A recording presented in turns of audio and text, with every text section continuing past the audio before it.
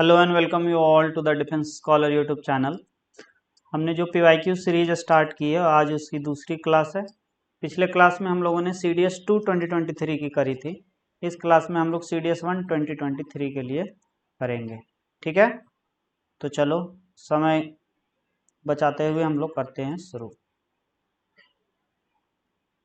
ठीक है, तो साइंस की चल रही है, ये हमारी है पहली क्वेश्चन।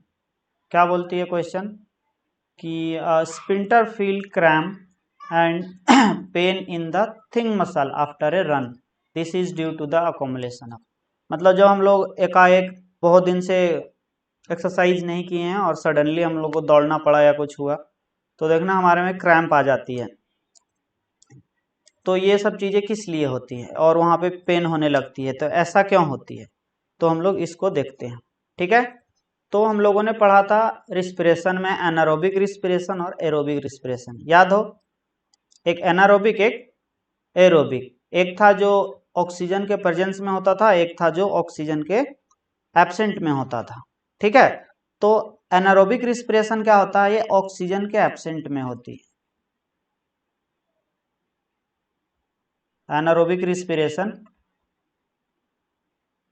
एनारोबिक रिस्पिरेशन जो होती है वो ऑक्सीजन के एब्सेंट में होती है और ये 2-3 जगह होती है, एक ही जगह नहीं। सबसे पहला कहाँ होती है, सबसे पहला होती है कहाँ, हमारे मसल में।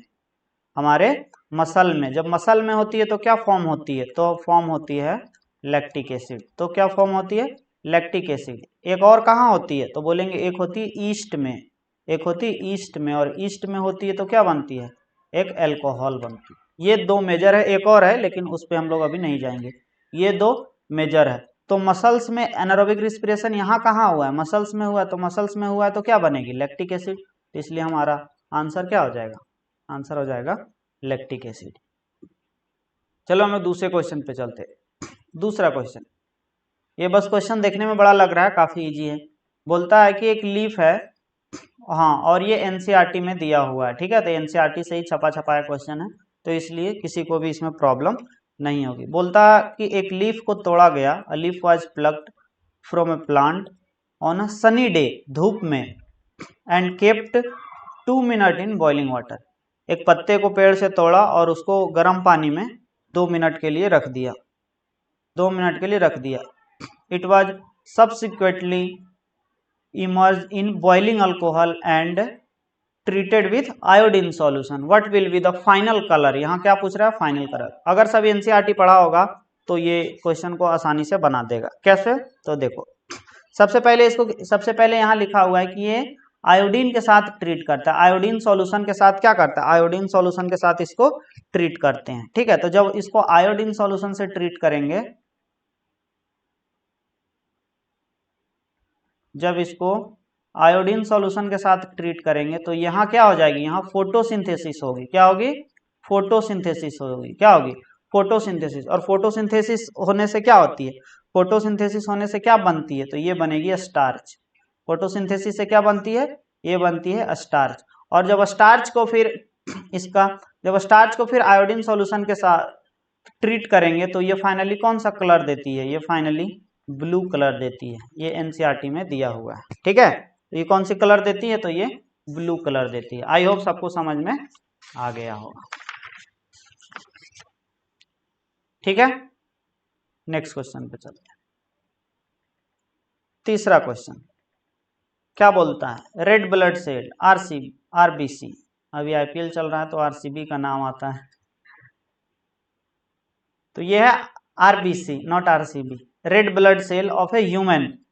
हमारा रेड ब्लड सेल को क्या किया गया है, isolated and are diluted in normal saline. कहाँ पे, आइसोटोनिक सॉल्यूशन में, आइसोटोनिक सॉल्यूशन में। तो बोलता है कि क्या होगा, तो देखो इस क्वेश्चन को हम लोगों ने क्लास में पढ़ा था, बैच वालों याद है।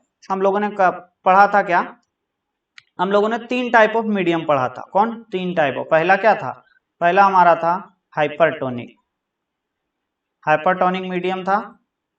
दूसरा हाइपोटोनिक, और तीसरा क्या था, तीसरा आइसोटोनिक। यही पढ़ा था, हाइपरटोनिक, हाइपोटोनिक और आइसोटोनिक। ठीक है, हाइपरटोनिक में क्या होगा, पेन का कलर चेंज कर लेते हैं। हाइपरटोनिक में हम लोगों ने क्या पढ़ा था कि हाइपरटोनिक में क्या होगा, तो हम लोगों ने पढ़ा था कि हाइपरटोनिक में अगर कोई चीज को डालेंगे तो वो श्रिंक हो जाएगा, क्या हो जाएगा, और बिल्कुल हम लोगों ने डायग्राम से देखा था कि यहाँ से पानी निकल रही है ऐसे करके। हाइपोटोनिक में क्या हो जाएगा, हाइपोटोनिक में स्वेल हो जाएगा क्योंकि यहाँ पानी आती है जाती नहीं। और आइसोटोनिक में क्या होगा, आइसोटोनिक में जितना लिक्विड निकल रहा है उतना ही वापस जा भी रहा है, तो यहाँ क्या हो जाएगी, यहाँ हो जाएगी नो चेंज, क्या होगी यहाँ नो चेंज। तो देखो यहाँ क्या बोल रहा है, आइसोटोनिक सॉल्यूशन बोल दिया है, अगर ये नहीं रहता लिखा हुआ तो क्वेश्चन थोड़ा डिफिकल्ट हो सकता था, लेकिन यहाँ आइसोटोनिक सॉल्यूशन लिख के क्वेश्चन को काफी आसान कर दिया है। तो अब सभी बता ही सकता है यहाँ आइसोटोनिक में क्या होती है, नो चेंज, तो क्या हो जाएगी इसका, no change in the diameters of RBC. तो डी हमारा इसका सही आंसर हो जाएगा। आगे सबको समझ। नेक्स्ट क्वेश्चन, सब नोट को ध्यान से देखना, ठीक है। बोलता है which of the following statement regarding bile secreted by liver, liver क्या सेक्रेट करती है, बाइल, ठीक है। बड़े एग्जाम की पहचान यही होती है, क्योंकि अगर छोटे एग्जाम देने जाओगे तो वहां बोलेगा कि लीवर क्या सीक्रेट करती है, लीवर क्या फॉर्म करती है, बस यही बता दो। तो लीवर क्या फॉर्म करती है, बाइल, क्या फॉर्म करती है, बाइल। लेकिन ये चीज यहाँ पे दिया हुआ है, तो हमारा क्वेश्चन इतना आसान नहीं है, यहाँ पे दिया हुआ है तो पूछ रहा है कि कौन सा स्टेटमेंट सही है कौन सा गलत है, ठीक है। तो बाइल का काम क्या था, जब हम लोग ह्यूमन डाइजेशन पढ़ रहे थे तो वहां पे हम लोगों ने पढ़ा था कि जो बाइल का डाइजेशन जब बाइल होता है, बाइल सीक्रेट करता है कौन, लीवर, तो उसका काम क्या था। तो हम लोगों ने पढ़ा था कि बाइल जो है वो क्या करता है, वो क्या करता है, बाइल जो है वो जो हम लोग खाना खाते हैं वो क्या होता है, वो एसिडिक होता है।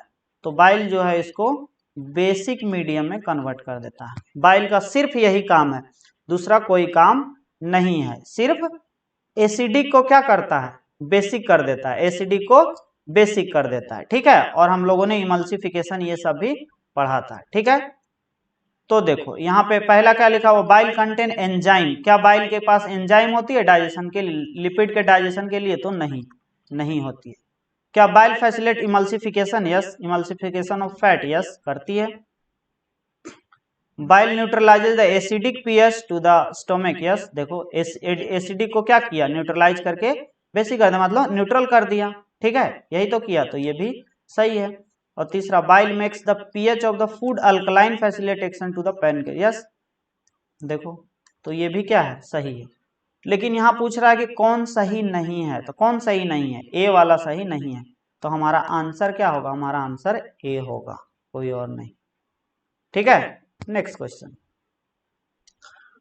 देखो, नेक्स्ट क्वेश्चन, अगर पिछला सीडीएस कोई दिया हो तो उसको याद होगा, कौन, सीडीएस 22, सीडीएस 2022 का जो सीडीएस था उसमें क्वेश्चन आया था क्या, कि डायरेक्टली पूछ लिया था कि ये जो नॉर्मल ह्यूमन बीइंग का उसका जो ब्लड प्रेशर है वो क्या है, और ऑप्शन में था 120/80, यही था, तो सब लोगों ने करा दिया था। नेक्स्ट क्लास में जब हम उसका पीवाईक्यू करेंगे तो हम ये क्वेश्चन देखेंगे। लेकिन यहाँ पूछ रहा है ये जो 120/80 है ये ऊपर वाला क्या डिनोट करता है और नीचे वाला क्या डिनोट करता है, ठीक है। तो हम लोगों ने बिल्कुल पढ़ा है इसको कि ऊपर वाला क्या डिनोट करता है, ऊपर वाला क्या डिनोट करता है, ऊपर वाला कॉन्ट्रैक्शन और नीचे वाला रिलैक्सेशन। ऊपर वाला क्या डिनोट करता है, रिलैक्सेशन ऊपर नहीं, वेंट्रिकल नहीं, ventricle contraction and ventricle relaxation respectively, तो यही हो जाएगा।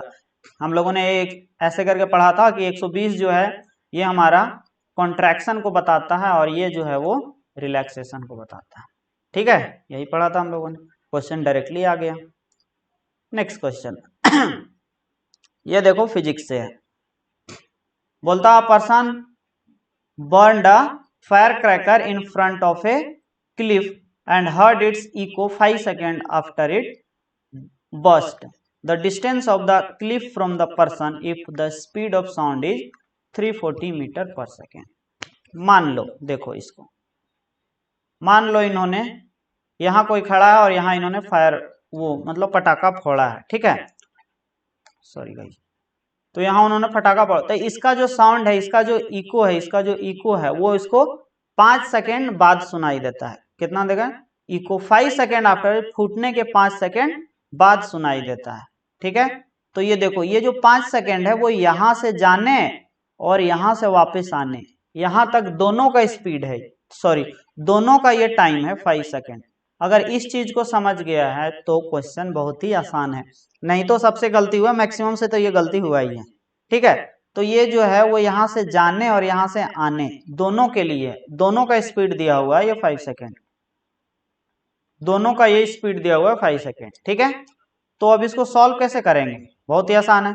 तो हमें पूछ रहा है कि अगर फूटने से हम लोग यहाँ हैं और ये यहाँ आवाज की, तो यहाँ से यहाँ हम अगर यहाँ खड़ा है तो वो कितना देर में सुना, मतलब सॉरी सर ऐसे देखो, कोई यहाँ खड़ा है, मान लो एक इंसान यहाँ खड़ा, यहाँ पटाखा फूटी, तो इसको कितना देर में, सॉरी इसको 5 सेकेंड में सुनाई दिया, दैट मीन्स ये 5 सेकेंड यहाँ से यहाँ तक का दोनों का स्पीड दिया, दोनों का टाइम दिया हुआ।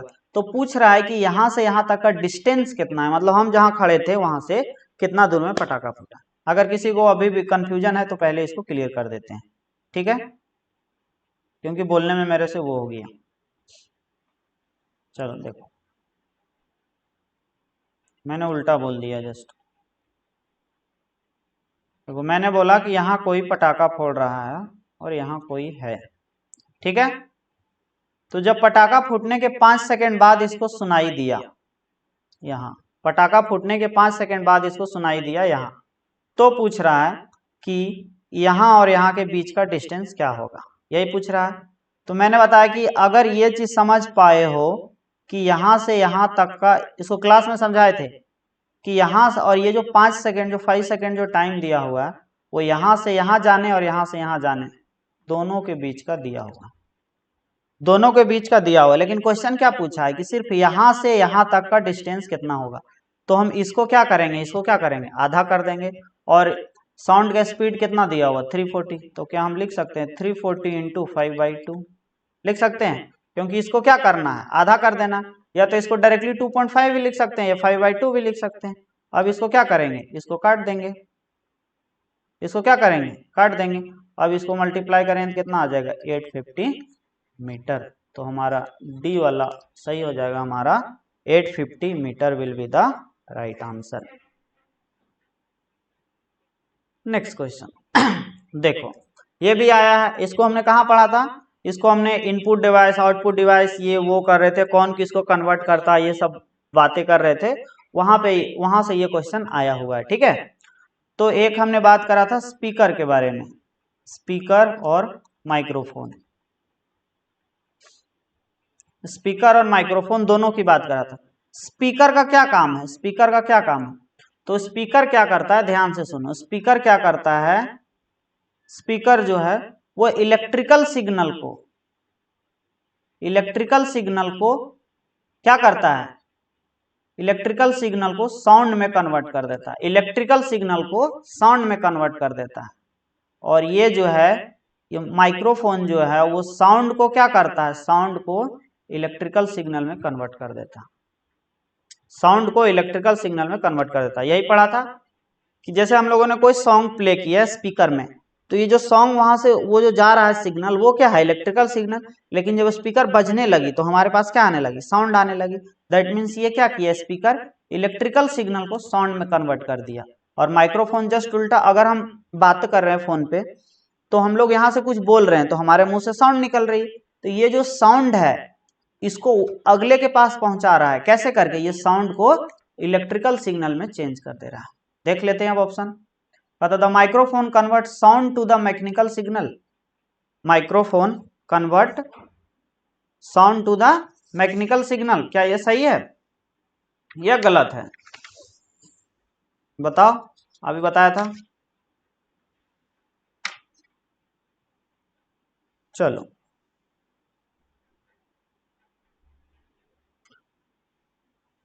देखो, तो ये क्या करता है, ये जो माइक्रोफोन है वो कन्वर्ट करता है साउंड टू मैकेनिकल सिग्नल।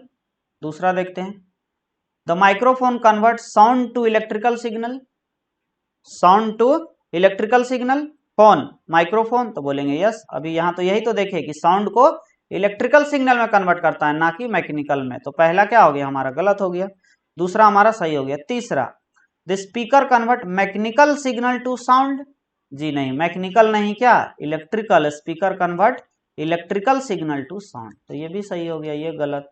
तो अगर हम देखें तो कौन कितना सही है कितना गलत, तो दूसरा और चौथा क्या है, सही है, दूसरा चौथा कौन सा है, डी, तो D will be the right answer. ठीक है, नेक्स्ट क्वेश्चन देखो, ये क्वेश्चन रिपीट हुआ है, अगर याद हो सभी को तो पिछले में भी आया था। अतः 100 water electric bulb is used, sorry 100 watt electric bulb is use for 10 hours a day, एक दिन में 100 वाट का बल्ब है जो 10 घंटे जलती है। तो पूछता है कि how many unit electrical energy are consumed by bulb in 3 days, तो 3 दिन में कितना इलेक्ट्रिकल एनर्जी को वो कंज्यूम करेगा, और 1 किलोवाट आवर बराबर दिया है 1 यूनिट। ठीक है, तो इसको कैसे सॉल्व करेंगे, यूनिटरी मेथड लगा देंगे, क्या क्या 100 वाट है, कितना देर के लिए जला, 100 वाट है, कितना देर के लिए जला, तो बोलेंगे 10 आवर के लिए जला, कितना दिन के लिए जला, कितना दिन के लिए, तो बोलेंगे 3 दिन के लिए, कितना दिन के लिए, 3 डेज के लिए जला। ठीक है, बस कैलकुलेट कर दो, कितना हो जाएगा 1000 1003, कितना हो जाएगा ये 3000, कितना हो जाएगा 3000 वाट आवर, कितना आ जाएगा 3000 वाट और आर, 3000 वाट आवर आ गए। अब इसको किलोवाट आवर में चेंज कर दो, तो 1 किलोवाट आवर बराबर कितना होता है 1000 वाट आवर। ठीक है, तो इस तरह से यहाँ ये कितना हो जाएगा 3 किलोवाट आवर हो जाएगा, 3 किलोवाट आवर, और यहाँ बोला है कि 1 किलो वाट आवर का जो वो कितना है, वो 1 यूनिट के बराबर होगा, तो 3 किलोवाट आवर का कितना हो जाएगा 3 यूनिट के बराबर होगा, कितना 3 यूनिट, कौन सा है 3 यूनिट, ए हमारा क्या हो जाएगा, A will be the right answer. आ गया सबको समझ में, नेक्स्ट क्वेश्चन,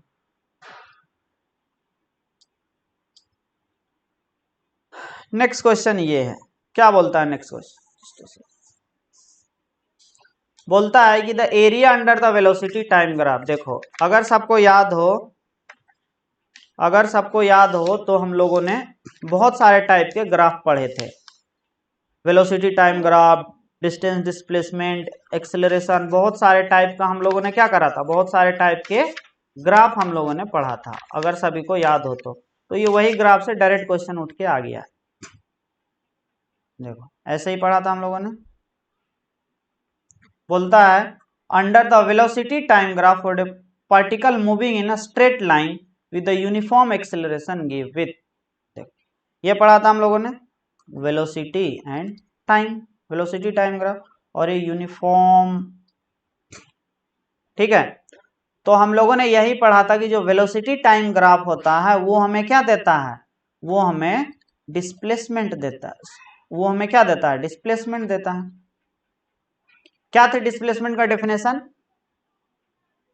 कि एक यूनिट टाइम में वो किस वेलोसिटी के साथ कितना मूव करता है, ऐसा ही कुछ था।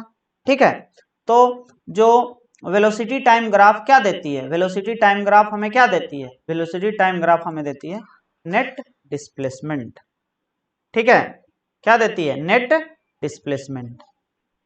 नेक्स्ट क्वेश्चन, या तो ऐसे भी कर सकते हैं, वेलोसिटी और टाइम को मल्टीप्लाई करेंगे तो क्या होगा, डिस्प्लेसमेंट भी होगा, ये भी हम लोगों ने पढ़ा था, कैसे भी कर लो आंसर वही आएगी।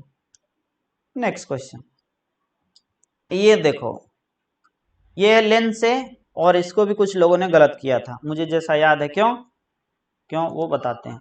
बोलता था power of lens of A focal length 10 centimetre, यहाँ दिया हुआ है 10 सेंटीमीटर, और बहुत लोगों ने क्या किया कि सेंटीमीटर पे ही इसको कन्वर्ट कर दिया, नहीं, हम लोगों ने पढ़ा है और मैंने भी बहुत बार बताया है कि जो सेंटीमीटर है इसको पहले मीटर में कन्वर्ट करते हैं, तो मीटर कितना होगा 0.1 मीटर, यही होगा, कितना होगा 0.1 मीटर। अब अगर ये 0.1 मीटर है, आ गया 0.1 मीटर, तो हम लोग क्या पावर, यहाँ क्या निकालना है, पावर ही तो निकालना है, द पावर, तो पावर क्या होता है 1/f, यही तो होता है पावर। तो ये कितना है 1 है, और f कितना है f, तो बोलेंगे 0.1 है, एक जीरो कटा ऊपर गया, यहाँ 10 हो गया, तो ये कितना हो जाएगा 10 डायोप्टर आंसर। कौन सा है 10 डायोप्टर? तो C will be the right answer, that is 10 dioptre. ठीक है, next question, consider the following statement regarding burning of magnesium ribbon. देखो ये 10th का एनसीईआरटी के फर्स्ट ही चैप्टर में बिल्कुल वहां पे आराम से लिखा हुआ है, तो इसको ना सॉल्यूशन की जरूरत है ना एनालिसिस का, कुछ भी नहीं, सभी पढ़ के आया होगा और इसको सही कर दिया होगा। ठीक है, क्योंकि बिना एनसीईआरटी का कोई गुजारा नहीं, और ये सिर्फ 10th क्लास के एनसीईआरटी से आया हुआ है, डायरेक्ट उठ के क्वेश्चन। चलो फिर भी एक बार डिस्कस कर लेते हैं। Consider the following burning of the magnesium ribbon in air, burning of the magnesium ribbon in air. ठीक है, तो क्या होता है जब मैग्नीशियम रिबन जलती है तो white powder MgO is formed. Yes बिल्कुल सही, एमजीओ बनती है मैग्नीशियम ऑक्साइड। और क्या क्या ये कंबसन रिएक्शन का? यस, हीट निकलेगी तो ये कंबसन रिएक्शन का एग्जांपल होगा ही, इसमें नो डाउट। ठीक है, और देखो यहाँ कंबसन रिएक्शन है तो दैट मींस हीट निकल रही, हीट एंड लाइट निकल रही, तो ये भी प्रोड्यूस, तो इसमें कुछ करने वाली बात ही नहीं थी। 1 2 3 तीनों सही है, तो D will be the right answer. Next question, देखो ये भी डायरेक्ट एनसीईआरटी से उठा आया है, बस देखने में बड़ा लग रहा है, बस इस रिएक्शन को देखो, बाकी तुरंत बन जाएगी। क्या है? Which of the following statement with regard reaction given below are correct? कौन सा सही है? ठीक है, इस रिएक्शन को देखो तो ये क्या है? CaO H2O CaOH का होल टू एक्वस हीट ऐसे। ठीक है, इतना हम लोगों ने देख लिया। अब देखो क्या बोलता है कि quicklime is used for white washing of wall. जब हम दीवार की पुताई करते हैं तो क्या उसमें क्विकलाइम होता है यूज? क्या ये सही है या गलत? तो बोलेंगे बिल्कुल गलत बात है, क्विकलाइम नहीं सर, सिलेक्टलाइम होता है। ठीक है, तो पहला क्या हो जाएगा? पहला हो जाएगा गलत, क्विकलाइम नहीं होता है, सिलेक्टलाइम होता है। ठीक है, दूसरा देखो सिलेक्टलाइम होता है, यहाँ पे दे दिया है the solution of slaked lime is use for the white washing of wall. Yes, slaked lime he use होता है, क्विकलाइम नहीं होता है, तो दूसरा क्या है? सही है। तीसरा, CaO react slowly with carbon dioxide in air to form thin layer of CaCO3 on wall. देखो सेम ऐसा ही क्वेश्चन कब आया था? जब हम पिछले क्लास में करे थे तो वहां भी सेम ऐसा ही क्वेश्चन आया हुआ था। ठीक है, बस इसको ऑप्शन में दे दिया है, वहां डायरेक्ट क्वेश्चन में बनाया हुआ था। ठीक है, तो क्या ऐसा होता है? तो जी नहीं, बिल्कुल भी नहीं होता। ठीक है, कट गया। चौथा बोलता है calcium hydroxide called slaked lime in an inorganic compound. ये सही लिखा हुआ कि कैल्शियम हाइड्रोक्साइड को ही तो सिलेक्ट लाइम बोलते हैं, और ये क्या है? एक इनऑर्गेनिक कंपाउंड है, ऑर्गेनिक कंपाउंड नहीं है, इनऑर्गेनिक कंपाउंड है, तो ये भी क्या हो जाएगा? ये भी हो जाएगा हमारा सही। तो इसका सही आंसर कौन सा है? बी और डी, बी और डी। 12 का क्या हो जाएगा? बी और डी दोनों। 13 नंबर क्वेश्चन बोलता है which of the following statement regard the heating and lead nitrate powder over a flame are correct? कौन सा सही? देखो अगेन ये भी कहां से? एनसीईआरटी से सब उठ के आए हुए हैं यार, कहीं और बाहर से आते भी नहीं। ठीक है, एक आध आए बायोलॉजी में तो आए, नहीं तो 9th 10th के एनसीईआरटी से बाहर कुछ आते ही नहीं है। ठीक है, तो देखते हैं इसको कि बोलता है कि brown fume of NOR release. Yes, brown flame ही होता है, सॉरी ब्राउन फ्यूम ही रिलीज होता है नाइट्रोजन ऑक्साइड का, तो हो गया। ठीक है, फिर क्या? Colourless oxygen gas is release. Yes, oxygen का ऐसे भी क्या होती है? कलरलेस ही होती है, तो ये भी क्या है? Sorry guys, just a second, no no no no, sorry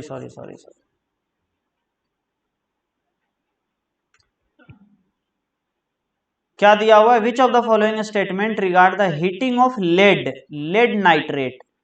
lead nitrate powder over a flame are correct? एक लेड नाइट्रेट पाउडर को अगर हम फ्लेम पे हीट करेंगे तो क्या उससे नाइट्रोजन ऑक्साइड निकलेगा? बिल्कुल नहीं, ये कभी हो ही नहीं सकता है, तो ये क्या हो जाएगा? ये गलत हो जाएगा। दूसरा क्या है? हाँ, इससे ऑक्सीजन जरूर निकलता है, तो ये क्या है? सही है। तीसरा, क्या ये ऑक्सीडेशन रिएक्शन का एग्जाम्पल है? जी नहीं, ऑक्सीडेशन रिएक्शन का एग्जाम्पल नहीं है। तो ये भी क्या हो जाएगा, कट जाएगा। ये किसका एग्जाम्पल है? ये थर्मल डिकम्पोजिशन का एग्जाम्पल है, ये ऑक्सीडेशन का नहीं है। तो बोलता है कि it is an example of thermal decomposition used for the production of NO2 gas. तो यस, ये सही है। देखो यहाँ NO नहीं निकलेगा, यहाँ क्या निकलेगा, NO2 निकलेगा। यहाँ 2 नहीं लगा हुआ है, इसलिए ये क्या है, गलत है।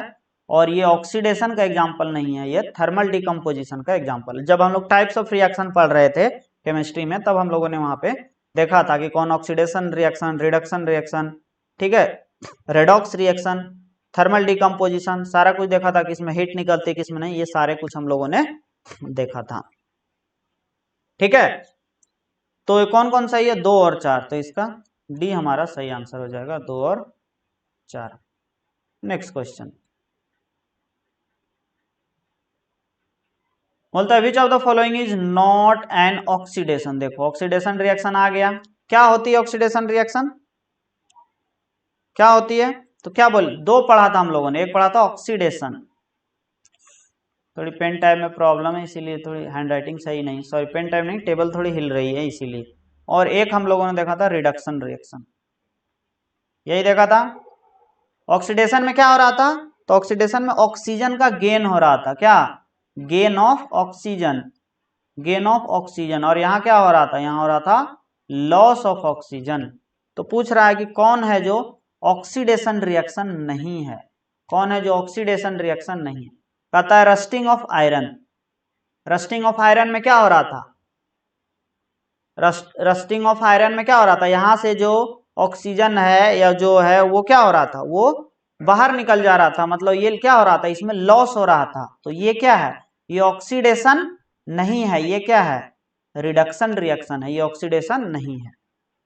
रेंसिडिटी की बात कर रहे थे जब हम लोग वो चिप्स का पैकेट वाला एग्जांपल लिए थे, तो वहां भी हम लोगों ने क्या देखा था कि ये भी क्या हो जाता है, रिड्यूस हो जा रहा था, ये भी क्या होता है, यहाँ भी ऑक्सीजन का लॉस हो रहा था। तो ये भी क्या चीज का एग्जाम्पल, ये भी, ये कौन सा रिएक्शन है, तो ये भी रिडक्शन रिएक्शन है। और एक तो कंबसन तो हम लोगों ने पढ़ाई है। तो इसका सही आंसर क्या हो जाएगा, ओपनिंग ऑफ सोडा बोतल। ओपनिंग ऑफ सोडा बोतल जो है वो एक,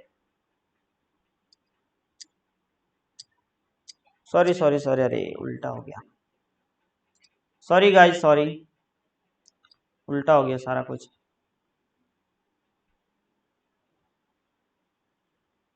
देखो तो हमारा क्वेश्चन क्या है, हमारा क्वेश्चन है, sorry I am extremely sorry, पूछता है कि विच of the following is not an oxidation reaction. कौन ऑक्सीडेशन रिएक्शन नहीं है, ठीक है, ऑक्सीडेशन रिएक्शन कौन नहीं है। तो पूछ रहा है क्या यहाँ रस्टिंग ऑफ आयरन जो है वो क्या ऑक्सीडेशन रिएक्शन है, ऑक्सीडेशन रिएक्शन है? तो बोलेंगे यस। ये क्या हो रहा, ये जो है रस्टिंग ऑफ आयरन ये ऑक्सीडेशन रिएक्शन ही है। क्या रेंसिडिटी क्या है, तो ये भी क्या है, ऑक्सीडेशन रिएक्शन है, और कंबसन रिएक्शन तो अलग होता है। तो ये जो ओपनिंग ऑफ सोडा बोतल है ये ऑक्सीडेशन रिएक्शन नहीं है। और यहाँ पूछ भी रहा है कि कौन है जो ऑक्सीडेशन रिएक्शन नहीं है, तो ओपनिंग ऑफ सोडा बोतल। मैंने जस्ट उल्टा बोल दिया था, ठीक है, पिछले में, तो इसके लिए एक्सट्रीमली सॉरी। ठीक है, नेक्स्ट क्वेश्चन, ये देखो अगेन बायोलॉजी से क्वेश्चन है। कहाँ से है क्वेश्चन, ये अगेन ये बायोलॉजी से क्वेश्चन है, ठीक है।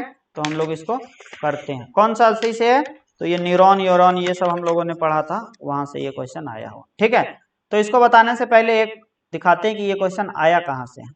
तो देखो क्लास के नोट्स में हम लोगों ने इसको देखा था कि अगर हम लोगों ने ऐसे कैंडल पे हाथ रखा तो सबसे पहले डायरेक्ट दिमाग में नहीं जाएगी, या जब हमें महसूस होगा कि हमारा हाथ जल रहा है तो वो कैसे होगा, तो सबसे पहले कहाँ जाती है, सबसे पहले जाती है रिसेप्टर के पास। सबसे पहले हम लोगों ने इसको रिसेप्ट किया, इसके बाद ये कहाँ जाएगी, इसके बाद ये कहाँ जाएगी, ये जाएगी सेंसरी न्यूरॉन के पास। किसी को कंफ्यूजन ना हो, सबसे पहले ये कहाँ जाएगी, सेंसरी न्यूरॉन के पास। और घूमते घूमते घूमते घूमते फिर स्पाइनल कॉर्ड में घूमते घूमते फिर कहाँ आएगी, फिर ये आएगी मोटार न्यूरॉन के पास। कहाँ आएगी, मोटार न्यूरॉन के पास, जिसको हम लोग इफरेंट भी बोलते हैं, इस, ठीक है, जिसको हम लोग एफरेंट भी बोलते हैं। यह हम लोगों ने देख लिया ये क्वेश्चन कहाँ से आई है। अब हम लोग क्वेश्चन देखते हैं। तो यहाँ हम लोग अगर देखें तो सबसे पहले कहाँ गई है, रिसेप्टर होने के बाद सबसे पहले कहाँ गई है, तो बोलेंगे सेंसरी न्यूरॉन के पास गई है। ठीक है, तो रिसेप्टर होने के बाद कहाँ गई है, रिसेप्ट होने के बाद कहाँ गई है, सेंसरी न्यूरॉन के पास। ठीक है, इसमें देखते हैं रिसेप्ट होने के बाद कहाँ गई है, सेंसरी न्यूरॉन के पास। रिसेप्ट होने के बाद क्या मोटार न्यूरॉन के पास गई है, जी नहीं, मोटार न्यूरॉन के पास सबसे लास्ट में गई है, तो ये कट गया। रिसेप्टर होने के बाद मोटार न्यूरॉन के पास गई है, नहीं, तो ये भी क्या हो गया, कट गया। मोटार न्यूरॉन के पास कब गया, सबसे लास्ट में, तो दो ऑप्शन तो कट गया, दो ऑप्शन क्या हुआ, कट गया। उसके बाद यहाँ क्या बोल रहा है, उसके बाद यहाँ बोल रहा है कि मोटार न्यूरॉन के पास आया है, यस वेरी गुड। यहाँ भी क्या बोल रहा है कि मोटार न्यूरॉन और इफिसेक्टर के पास आया हुआ है। ठीक है, तो अब बोल, तो दोनों में अंतर क्या है, दोनों में कौन एलिमिनेट होगा कौन नहीं, तो इसके लिए एक बार हम लोग फिगर को और देखते हैं। तो यहाँ अगर देखें तो ये क्या लिखा हुआ है, यहाँ स्पाइनल कॉर्ड लिखा हुआ है। क्या लिखा हुआ है, कहाँ जाएगा, स्पाइनल कॉर्ड के पास। और देखो, और यहाँ से फिर कहाँ जाएगा, तो ये इंटरग्रेशन सेंटर में जाएगा। इंटरग्रेशन सेंटर में जब जाएगा तो अब वापिस आ जाते हैं, तो देखो, ठीक है। अच्छा, एक चीज और देख लो कि सेंसरी ऑर्गन के पास उसके बाद कहाँ जाता है, तो उसके बाद कहाँ जाता है, हम लोगों ने देखा उसके बाद कहाँ जाता है, तो ये जाता है रिले न्यूरॉन के पास। ये यहाँ लिखा हुआ है क्या, ब्रेन, नहीं, ब्रेन के पास, पूरे ब्रेन के पास नहीं जाता, ये पहले कहाँ जाता है, पहले रिले न्यूरॉन के पास जाता है। ठीक है, रिले न्यूरॉन कहाँ होता है, तो ये होता है स्पाइनल कॉर्ड में। कहाँ होता है, ये होता है स्पाइनल कॉर्ड में। तो इसी के अनुसार हमारा ऑप्शन ए जो है वो सही हो जाएगा। थोड़ा कंफ्यूजिंग था लेकिन आसान था, बस अगर प्रोसेस याद है कि सबसे पहले कहाँ जाएगी, फिर कहाँ जाएगी, फिर कहाँ जाएगी, ये सब हम लोग बाकायदा हम लोगों ने क्लास में कराई है। ठीक है, नेक्स्ट क्वेश्चन, ये तो देख लिया हम लोग, ये सबसे इजी क्वेश्चन था। थायरॉक्सिन, थायरॉक्सिन के नाम से ही हमारा सबके दिमाग में क्या आएगा, हम लोगों ने 6 क्लास में ही पढ़ा है कि थायरॉक्सिन के नाम से ही हमारा, सुन के ही हमारे दिमाग में डायरेक्ट क्या आएगा, आयोडीन आ जाएगा। तो इसमें ज्यादा थायराइड ग्लैंड। ठीक है, ये सब 6 क्लास के एनसीईआरटी में या 5 में दिया हुआ था ना कि वो आयोडीन की कमी से ये जो थायराइड है, ये हमारा गला है, ये क्या हो जाता है, फूल जाता है। ठीक है, वगैरह वगैरह ये सब, तो ये वहीं से उठाया हुआ क्वेश्चन है। नेक्स्ट क्वेश्चन बोलता है इन प्लांट, ये देखो काफी कंफ्यूजिंग क्वेश्चन है और इसको बहुत लोगों ने गलत किया होगा। अगर याद हो सभी को तो देख लो कि आरएनए कहाँ प्रेजेंट होता है, क्या सिर्फ साइटोप्लाज्म में होता है, तो जी नहीं, सिर्फ साइटोप्लाज्म में नहीं होता, और बहुत सारा होता है। क्या न्यूक्लियाई और साइटोप्लाज्म में होता है, तो ये भी नहीं। न्यूक्लियाई और साइटोप्लाज्म में होता है, साइटोप्लाज्म में भी होता है, लेकिन क्या सिर्फ उसी में होता है, तो बोलेंगे नहीं नहीं नहीं। अब कंफ्यूजन कहाँ होगी वो देखो, क्या न्यूक्लियाई में होता है, यस होता है। साइटोप्लाज्म में क्या होता है, यस। माइटोकॉन्ड्रिया में होता है। क्लोरोप्लास्ट में होता है, क्या इंडोप्लाज्मिक रेटिकुलम में होता है। देखते हैं अगला, न्यूक्लियाई में होता है, यस। साइटोप्लाज्म में, यस। माइटोकॉन्ड्रिया में, यस। क्लोरोप्लास्ट में, यस। राइबोसोम में, यस। अब देखो, ये दोनों तो नहीं होगा, तो ये दोनों को काट दो। अब देखो, यहाँ दिया हुआ, अगर जो डिटेल में नहीं पढ़ा होगा उससे गलती कैसे होता है, ये देखो, यहाँ दिया हुआ इंडोप्लाज्मिक रेटिकुलम, और सभी याद करो पिछले क्लास को भी, पिछले क्लास जो वहां भी हम लोगों ने बताया था कि जो इंडोप्लाज्मिक रेटिकुलम है ये दो टाइप के होते हैं। एक होते हैं क्या, RER, और एक होते हैं SER। रफ इंडोप्लाज्मिक रेटिकुलम क्या होती है, rough endoplasmic reticulum, rough endoplasmic reticulum, smooth endoplasmic reticulum. और बताया था कि इसका जो सरफेस है वो रफ क्या होता है, क्योंकि यहाँ क्या होती है, प्रेजेंस ऑफ राइबोसोम। क्या प्रेजेंस होती है, राइबोसोम, राइबोसोम प्रेजेंस होती है, उसी के कारण क्या होती है, उसी के कारण इसका सरफेस रफ होती है, और ये रफ नहीं होती। पिछले क्लास में ही बताया था। तो ये जो राइबोसोम होती है, ये राइबोसोम क्या बनाती है, तो अब आगे हम लोगों ने पढ़ा था कि राइबोसोम जो है वो क्या बनाती है, वो बनाती है प्रोटीन। और बता दो कि बिना आरएनए का कहीं प्रोटीन बनता हो, तो नहीं बनता है। तो प्रोटीन बनने के लिए क्या चाहिए, आरएनए चाहिए ही चाहिए। तो यहाँ एक होता है, तो RER में तो चलो ठीक है, लेकिन क्या SER, rough Indo smooth endoplasmic reticulum में क्या प्रोटीन हो, आरएनए होगा, नहीं होगा, क्योंकि वो प्रोटीन बनाता ही नहीं है, वो लिपिड बनाता है। तो इसीलिए इंडोप्लाज्मिक रेटिकुलम कहना क्या सही होगा, तो ये है कि इसका सही नहीं होगा। क्यों, क्योंकि इंडोप्लाज्मिक रेटिकुलम में SER भी होता है और इसके पास जो होता है वो आरएनए नहीं होता है। यहाँ दिया हुआ है राइबोसोम, और राइबोसोम के पास आरएनए होता है, क्योंकि राइबोसोम क्या बनाती है, बनाती है प्रोटीन, और प्रोटीन बनाने के लिए आरएनए की जरूरत पड़ेगा ही पड़ेगा। तो इसीलिए इसका सही आंसर क्या होगा, डी होगा। यूपीएससी का आंसर की भी आया है, तो सभी इसको मैच कर सकते हो। बहुत सारे टीचर ने इसको सही मारा था उस टाइम जब एनालिसिस में, लेकिन ये गलत है। अब यूपीएससी का आंसर की आया है तो सबको आ गया है समझ में।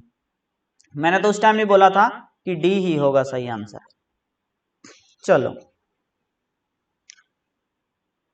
नेक्स्ट क्वेश्चन बोलता है ग्रास में, इन ग्रास, पेन चेंज कर लेते हैं। बोलता है इन grass intercalary meristem is usually located. देखो जब हम लोग टिश्यू पढ़ रहे थे तो हम लोगों ने पढ़ा था मेरिस्टेमेटिक टिश्यू, मेरिस्टेमेटिक टिश्यू पढ़ा था। तो मेरिस्टेमेटिक टिश्यू में हम लोगों ने 2-3 टाइप का पढ़ा था। उसमें था एक क्या था, एक था इंटरकैलरी मेरिस्टेम। ये क्या था, इंटरकैलरी मेरिस्टेम, ठीक है। तो यहाँ पूछ रहा है लेकिन सिर्फ ग्रास, यहाँ बात कर रहा है ग्रास में। तो ऐसे भी मान लो, क्या ग्रास का कोई रूट टिप होता है, तो बोलेंगे नहीं, तो ऐसे भी इसका आंसर नहीं होता। क्या लेटरल साइड होता है कुछ, इसमें स्टेम ही नहीं होता है, ना रूट होता है ना स्टेम, ना रूट और स्टेम तो होता ही नहीं है। तो इसमें लेटरल और ये वो कहाँ से आ गई थी, ये भी नहीं होगा। इसमें शूट का टिप भी नहीं होता है, तो एक ही ऑप्शन बच गया, बेसिस ऑफ लीफ। इसका लीफ का बेस में पाया जाता है कौन, इंटरकैलरी मेरिस्टेम, ठीक है। ये किसके अंडर आता है, ये आता है मेरिस्टेमेटिक टिश्यू के अंदर। तो कहाँ कहाँ ये मिला था, तो हम लोगों ने पढ़ा था कि tip of the root and shoot, यही पढ़ा था। उसके बाद वो जो क्या बोलते हैं, जो स्टेम होता है उसके उसके लेटरल साइड में भी पाया जाता था, जो जो क्या करवाता था, सेकेंडरी ग्रोथ करवाता था। याद हो सभी को तो, ठीक है। नेक्स्ट क्वेश्चन, ये देखो, ये भी अगेन काफी इजी क्वेश्चन, कि जो जाइलम है ये क्या है, xylem is a type of complex tissue. Yes, xylem कैसा है, कॉम्प्लेक्स टिश्यू। और ये क्या करता है, पिछले क्लास में भी इसके बारे में हम लोगों ने चर्चा किया कि ये अपवर्ड डायरेक्शन में करता है। तो ये तो है कब, CDS 1 2023 का क्वेश्चन है। और जो CDS 2 2023 में पूछा है, जो हम लोगों ने पिछले क्लास में कराया था, उसमें क्या पूछा है, उसमें पूछा है कि जो ऊपर जो पानी खींचती है उसमें कौन सा बल लगता है, उसका प्रोसेस क्या है, ये पूछा था। और इसमें पूछा है कि कौन है, which of the following xylem tissue consist of living cell, कौन है जो लिविंग होते हैं, ठीक है। तो देखो क्लास नोट्स में हम लोगों ने कराया था कि जाइलम है उसका 4 कंपोनेंट होते हैं, मेनली 4 कंपोनेंट। एक क्या था, एक था ट्रैचिड्स, वेसल्स, फाइबर्स और पैरेन्काइमा। तो हम लोगों ने बताया था कि जो ये तीनों जो होते हैं, ये तीनों क्या होते हैं, ये तीनों डेड होते हैं, ये तीनों डेड होते हैं। और पैरेन्काइमा जो था वो ओनली लिविंग सेल है। ये क्या है, ओनली लिविंग सेल है, ठीक है। ये क्या है, ओनली लिविंग सेल है। तो हमारा क्वेश्चन क्या है, पूछ रहा है कि कौन है जो लिविंग सेल है, तो एक ही है हमारा, जाइलम पैरेन्काइमा। नेक्स्ट क्वेश्चन, ये देखो अगेन फिजिक्स से, बहुत ही आसान। 3 register of resistance 11 ohm, 22 and 33 ohm are connected in parallel. कैसे है, सीरीज में नहीं कनेक्टेड है, पैरेलल में है। पैरेलल में इसको कनेक्ट कर देते हैं,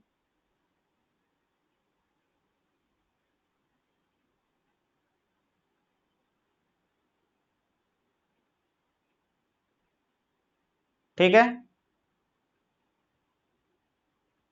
ये कितना है, 11 ओम, 22, 33, ठीक है। और ये कैसे कनेक्ट है, ये है पैरेलल में, सीरीज में नहीं है, सीरीज में नहीं।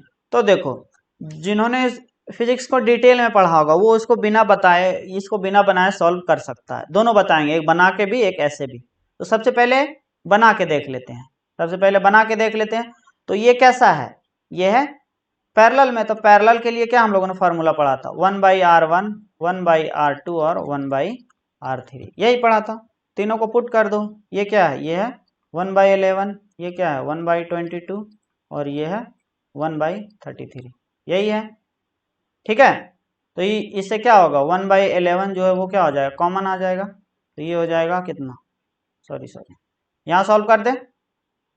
अगर 1/11 को हम लोग कॉमन ले लेंगे तो यहाँ क्या बचेगा, एक बचेगा, 1/ यहाँ क्या बचेगा 1/2 और यहाँ क्या बचेगा 1/3।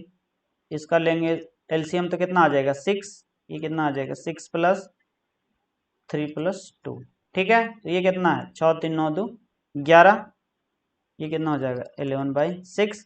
और यहाँ पहले हम लोगों ने क्या लेके रखा है 1/11 कॉमा, तो ये कट गया, ये कितना आ गया 1/6, ये ऊपर जाएगा तो आंसर क्या आ जाएगा, आंसर आ जाएगा हमारा 6 ओम। तो 6 ओम क्या है डी है, तो ये ऐसे हमारा आंसर क्या हो जाएगा 6 ओम हमारा आंसर हो जाएगा। ठीक है, ये तो हो गया थी। अब ऐसे देखो, हम लोगों ने दो पढ़ा था, एक पढ़ा था क्या पैरेलल और एक पढ़ा था सीरीज। देखो सीरीज में डायरेक्ट रेजिस्टेंस ऐसे होते हैं, सीरीज में है वो डायरेक्ट रेजिस्टेंस ऐसे होते हैं। अगर रेजिस्टेंस के नेचर को समझो तो वो क्या करता है, ये जो है करंट के फ्लो को कम करता है, बढ़ाता नहीं है, कम करता है। मान लो कुछ ऐसे कि अगर हम गाड़ी चला रहे हैं और स्पीड ब्रेकर पास पास है, बगल बगल में है, एकदम पास पास में, तो क्या होगी हमारी जो स्पीड है गाड़ी की वो क्या हो जाएगी, कम हो जाएगी। दैट मीन्स ये जो है वो कम कर देगी स्पीड को। कब, जब ये सीरीज में रहे। और अगर पैरेलल में रहे, पैरेलल में रहे तो जो रेजिस्टेंस है वो कम होगा, स्पीड हमारा कम नहीं होगा, रेजिस्टेंस जो है वो कम होगा। तो कितना कम होगा, तो जितना भी यहाँ पे दिया हुआ है इन सभी से कम होगा, इन सभी से कम होगा। तो देखो 66 और 66 ओम है, क्या ये कितना है, जस्ट ए सेकेंड, 66 ओम है। ठीक है, तो क्या ये 11 22 और 33 तीनों से कम, तीनों से ज्यादा है क्या, कम है नहीं। तो जो हमारा आंसर क्या होगा कि इन तीनों से कम होगा। तो इन तीनों से कम हमारा क्या है, एक ही है, दैट इज 6 ओम। इवन ये 12 ओम है, 11 ओम भी नहीं। अगर यहाँ 9 ओम रहता तो ये हो सकता था, लेकिन नहीं है, डायरेक्ट 6 है, तो 6 हमारा हो जाएगा। मैंने पहले बताया जो ऐसे, जो जिन्होंने डिटेल में पढ़ा है वो इसको सॉल्व नहीं करेगा, वो डायरेक्ट ऐसे करके आंसर आ जाएगा उसका। नेक्स्ट क्वेश्चन, बहुत ही आसान क्वेश्चन ये। बाकी ये जो है ना यूपीएससी इसी के लिए बोलते हैं ना कि फेमस है, अनप्रेडिक्टिव सर्विस कमीशन। ठीक है, तो ये सब क्या है, सारा कुछ बस कंफ्यूजन के लिए दिया है। हमारा मेन काम है एक ही, कि जो इंडियन डोमेस्टिक इलेक्ट्रिक सप्लाई है, डोमेस्टिक वैसा करंट का सप्लाई, जैसे पंखा चले, कूलर चले, एसी चले, फ्रिज चले, वो सब, तो वो सब कितना होता है, तो हम लोग सभी जानते हैं वो सब कितना होता है 220 वोल्ट होता है बस। बाकी ये जो रेड, ये क्या क्या ब्लैक वायर, रेड वायर, जो भी ये दिया है, ये सारा का सारा क्या है, कंफ्यूजिंग है। ये सिर्फ और सिर्फ कंफ्यूज करने के लिए दिया है, बाकी नहीं। इसका जो मेन आंसर होगा वो सिर्फ लास्ट लाइन से होगा, तो दैट इज 220। नेक्स्ट क्वेश्चन, ये देखो, ये भी हम लोगों ने पढ़ा है बहुत ही आसान से। ये हाइड्रोजन बम और यूरेनियम बम, हाइड्रोजन बम और यूरेनियम बम। ठीक है, हाइड्रोजन और यूरेनियम, तो ये जो है ये कैसे काम करता है। ठीक है, तो हम लोगों ने पढ़ा कि जो हाइड्रोजन है वो क्या करता है, वो फ्यूज होता है, वो फ्यूज होता है, वो क्या है, फ्यूज होता है। तो ये क्या था, एक जो हाइड्रोजन बम है वो न्यूक्लियर फ्यूजन, और जो यूरेनियम है वो न्यूक्लियर फ्यूजन पे काम करता है। बस दोनों में कंफ्यूज होने के लिए नहीं बताया था, इसमें कंफ्यूज नहीं होना है, दैट्स ऑल। ठीक है, नेक्स्ट क्वेश्चन, ये देखो अगेन फिजिक्स से बोलता है कि a car is moving with a speed of 12 metre per second, is subjected to brake which produce a deceleration of 6 meter per second square. The car take 2 seconds to stop after the application of brake. What is the distance covered by the car after application of brake?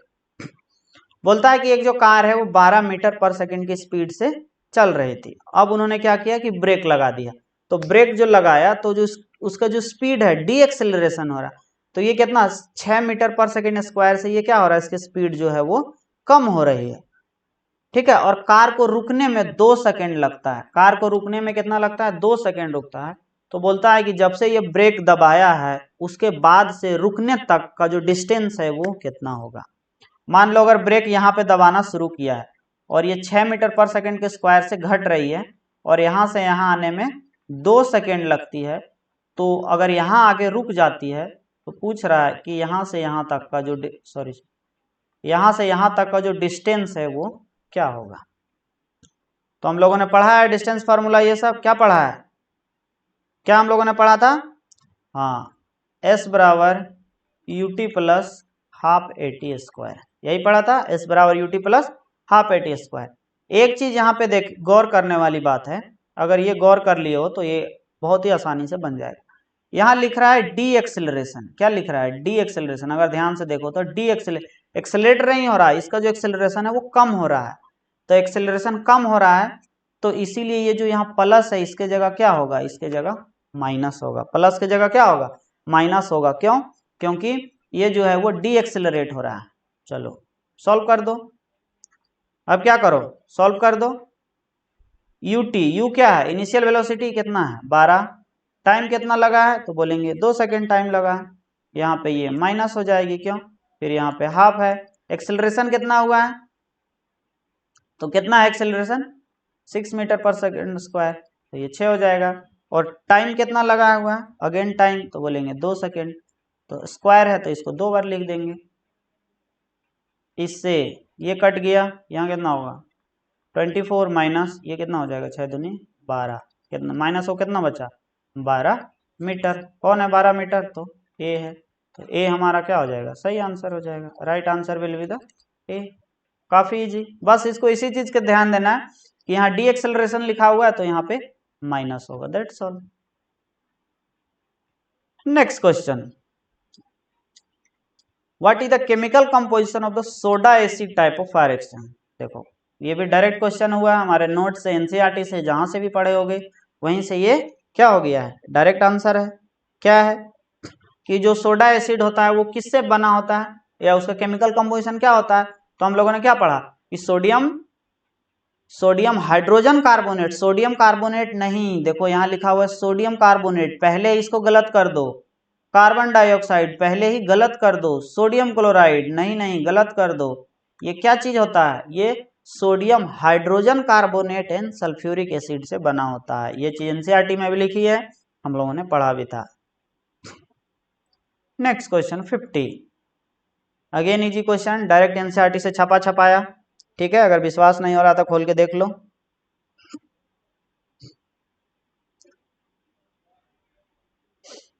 ठीक है, और इसको हम लोगों ने पढ़ा भी था अच्छे से, क्या, देखो बोलता है while diluting the concentrated nitric acid solution, ठीक है, उसके बाद सभी स्टेटमेंट को देखना है, the concentration of H3O plus ions volume increases, personally चलो मैं नहीं जानता, अभी इसको छोड़ दूं, आगे बढ़ते हैं।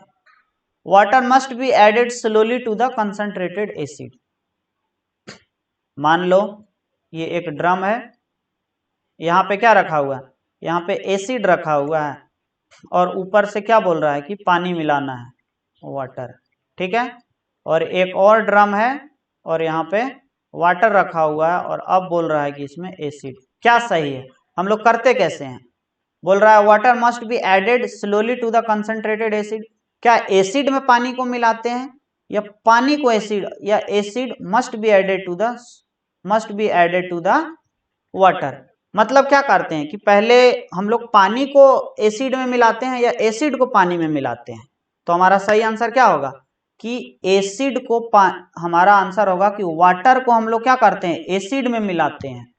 अगर हम लोग एसिड को वाटर में मिलाएं, पहले से वाटर रखा हुआ और अगर हम लोग एसिड डाल दिए यहाँ, तो ये क्या हो जाएगा, इससे आग लग जाएगी, बहुत ज्यादा आग लग जाएगी और ब्लास्ट हो जाएगी, तो इसलिए हम लोग ऐसा ना करके क्या करते हैं, वाटर को धीरे धीरे एसिड में ऐड करते हैं, तो हमारा दो क्या है सही, इन दोनों में से तो एक ही सही होगा, ठीक है, तो इसके अनुसार क्या है, दो सही है क्योंकि हम लोगों ने पढ़ा, और तीसरा क्या है, गलत है, तीसरा क्या है, गलत है, दो क्या है, नहीं नहीं नहीं, जस्ट हम लोगों ने क्या करा, उल्टा बोल दिया है, सॉरी सर, अगेन सॉरी, थोड़ा कंफ्यूजिंग है इसीलिए, बट कोई बात नहीं,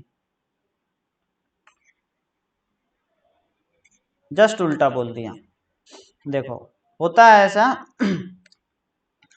कि हम लोगों ने पढ़ा भी था कि जो वाटर है must be added slowly to the concentrated acid, मान लो ये एसिड रखा हुआ है एक कुछ में, बर्तन में कुछ में, अगर हम लोग इसमें वाटर मिलाएंगे, अगर हम लोग इसमें वाटर मिलाएंगे तो क्या होगी, तो आग लग जाएगी, तो क्या होगी, तो आग लग जाएगी। ठीक है, तो इसके लिए, इसको अवॉइड करने के लिए हम लोग क्या करते हैं, इसको अवॉइड करने के लिए हम लोग क्या करते हैं कि जो एसिड है उसको हम लोग वाटर में ऐड करते हैं, क्योंकि एसिड धीरे धीरे ऐड करेंगे वाटर में तो ऑब्वियस सी बात है कि क्या होगा, आग नहीं लगेगी। तो ये वाला प्रोसेस नहीं करके हम लोग वाटर रखा हुआ है कहीं पे, ठीक है, तो यहाँ हम लोग धीरे धीरे क्या करते हैं, एसिड को ऐड करते हैं। ठीक है, तो इसके अनुसार 2 और 3 में कौन सही होगा, तो 2 गलत है, 3 सही है। ठीक है, 2 क्या है, 2 गलत है। तो देखो यहाँ पे 2 है तो ये क्या आ जाएगा, गलत है। यहाँ पे 2 है, गलत हो जाएगा। यहाँ पे 2 है, गलत हो जाएगा। तो हमारा सही आंसर क्या हो जाएगा, सी ओनली, 3 ओनली, ये हमारा सही आंसर हो जाएगा। नेक्स्ट क्वेश्चन, ये देखो पीएच वाली, तो हम लोगों ने पीएच स्केल भी पढ़ा है, एक बार और बना देते हैं यहाँ पीएच स्केल। ठीक है, ये क्या होता है, 0, इधर क्या होती है 0, इधर क्या होती है 7 और इधर होती है 14।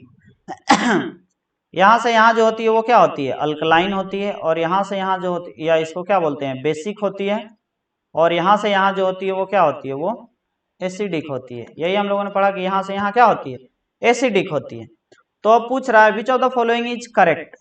और देखो अगर क्लास नोट्स की बात करें या क्लास की बात करें तो हम लोगों ने क्या देखा, हम लोग यहाँ पे क्या देख रहे थे, जो फेमस थे उसका नाम भी था। तो हम लोगों ने एक शॉर्ट में देखा था MOM, क्या था MOM, मिल्क ऑफ मैग्नीशिया। क्या था, milk of magnesia. Milk of magnesia को हम लोग किधर देखे थे, 14 के करीब देखे थे, 14 के करीब देखे थे। ठीक है, उसके बाद हम लोग एक और देखे थे ब्लड, जो 7 से ज्यादा था, 7.4। क्या थी ये थी ब्लड। सारा कुछ पढ़ाया हुआ है। ठीक है, क्या देखे थे, ब्लड। और अगर हम लोग, और एक चीज यहाँ देखो, एक है ऑप्शन में कॉफी। तो देखो हम लोगों ने ऐसे भी सुना है जनरल भाषा में कि कॉफी पीने से क्या होती है, एसिडिटी हो जाती है। कॉफी पीने से क्या होती है, एसिडिटी हो जाती है। दैट मीन्स कॉफी जो होता है वो क्या होता है, एसिडिक नेचर का होता है। कॉफी में एसिडिक नेचर होता है, इसीलिए ये तो एसिडिक होगा। तो एसिडिक कब होता है, जब वो 7 से कम होता है, तभी 7 से बिलो। ठीक है, और फिर हम लोग तो सभी जानते हैं कि लेमन जो होता है वो एसिडिक ही होता है। ऑप्शन पे चलते हैं। तो पूछ रहा है कि किसका जो है which of the correct order of pH, किस ऑर्डर ऑफ पीएच की बात कर रहा है, मतलब ऑर्डर ऑफ पीएच की बात कर रहा है। दैट मीन्स क्या, कि जो पीएच है ऐसा सेट करो कि पीएच जो है वो बढ़ते जाए, पीएच जो है वो बढ़ते जाए। पीएच बढ़ रहा है, दैट मीन्स क्या हो रहा है कि वो एसिडिक से बेसिक की तरफ जा रहा है, या बोल सकते हैं एसिडिक से अल्कलाइन की तरफ जा रहा है। क्यों, एसिडिक से अल्कलाइन की तरफ जा रहा है, तभी तो पीएच बढ़ रहा है। यहाँ पीएच 0 है, यहाँ पीएच 1 है, 2 है, ऐसे करके 14 तक जा रहा है।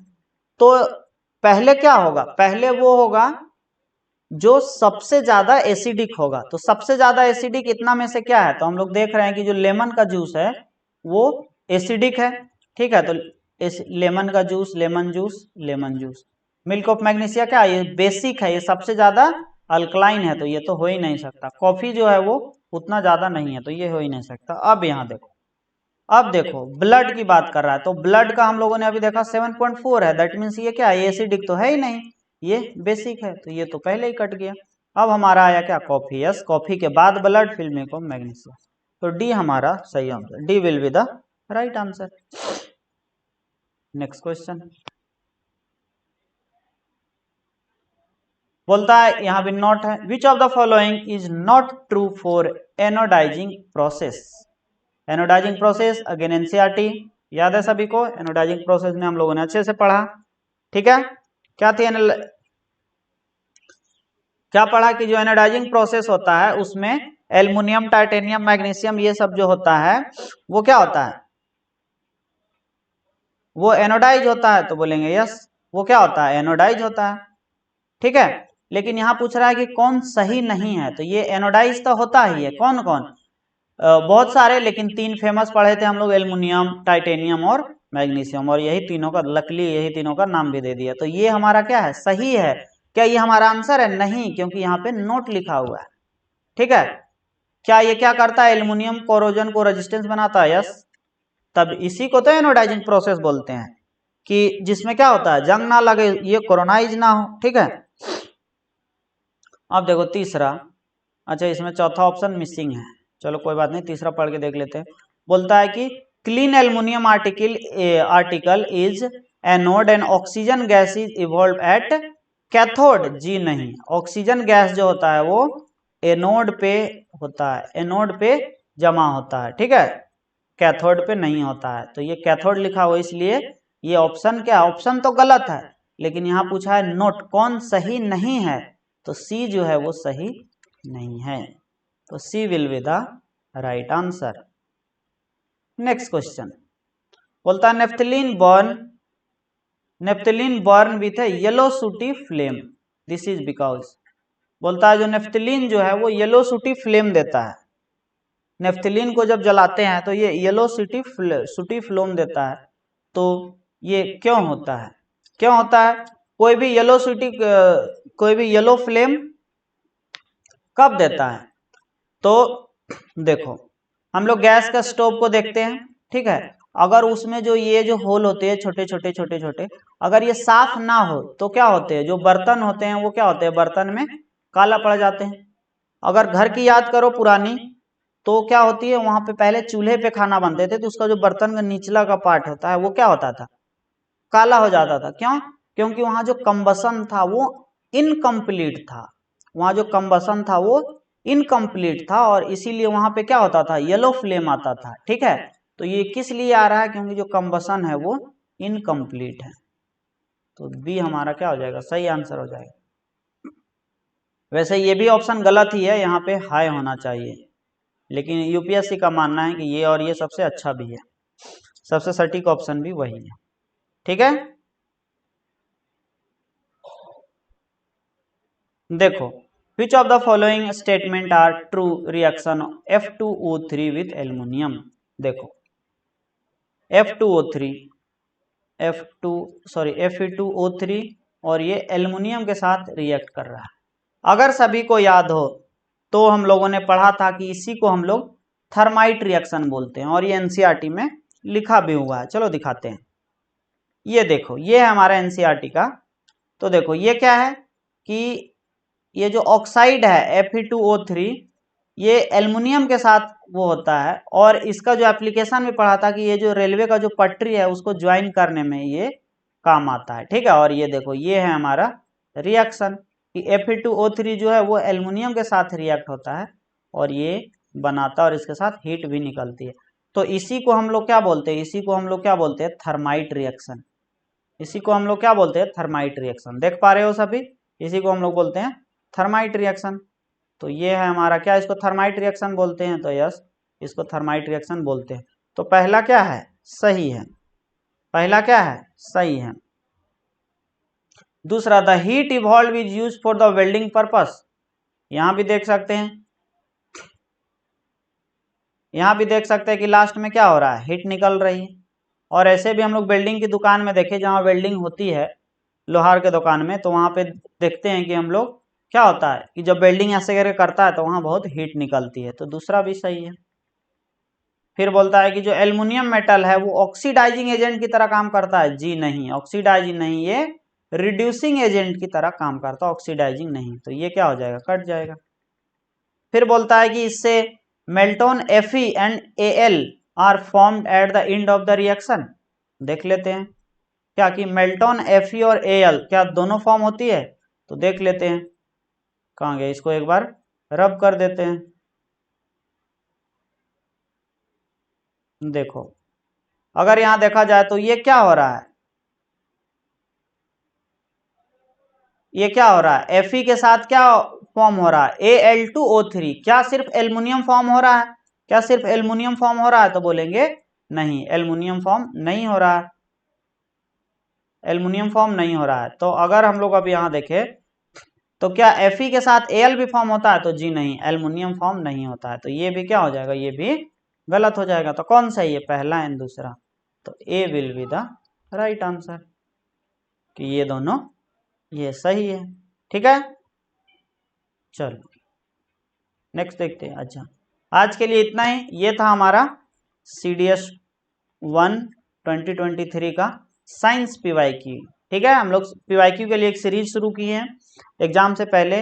पिछले 5 to 7 ईयर्स का जो भी PYQ है हर एक सब्जेक्ट का, नॉट ओनली साइंस। साइंस का तो हम लोग कर ही रहे हैं, उसके बाद हम लोग पॉलिटी, इकोनॉमी, हिस्ट्री, ज्योग्राफी सारा का करने वाले हैं। ठीक है, तो कहीं जाना नहीं। ठीक है, जो नए लोग हैं वो चैनल को सब्सक्राइब कर दो, ताकि आने वाले वीडियोज के अपडेट मिलते रहेंगे।